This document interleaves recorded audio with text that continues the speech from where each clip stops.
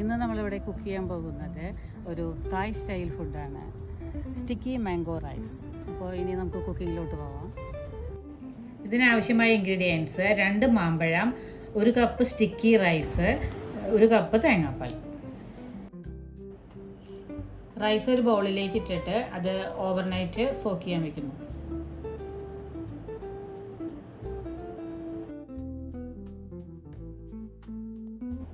ഇപ്പോൾ റൈസ് നന്നായി സോക്കായി വന്നിട്ടുണ്ട്. ഇതൊരു കോട്ടൺ തുണിയിലേക്ക് മാറ്റി ഇഡ്ഡലി പാത്രത്തിൽ ആവി കയറ്റാനായി ഒരു 15-20 മിനിറ്റ് നേരം മീഡിയം ഫ്ലെയിമിൽ വെച്ചാൽ മതി.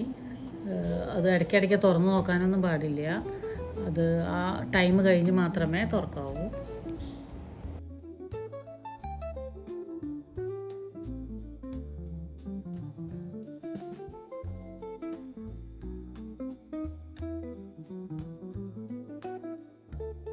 ഇപ്പോൾ റൈസ് നന്നായി വെന്തിട്ടുണ്ട്. അതിലേക്ക് 1 കപ്പ് തേങ്ങാപ്പാൽ ഒഴിക്കുന്നു. ഇപ്പം നമ്മുടെ സ്റ്റിക്കി മാംഗോ റൈസ് റെഡി ആയിട്ടുണ്ട്. എല്ലാവരും ട്രൈ ചെയ്ത് നോക്കണം, നല്ല ടേസ്റ്റാണ്.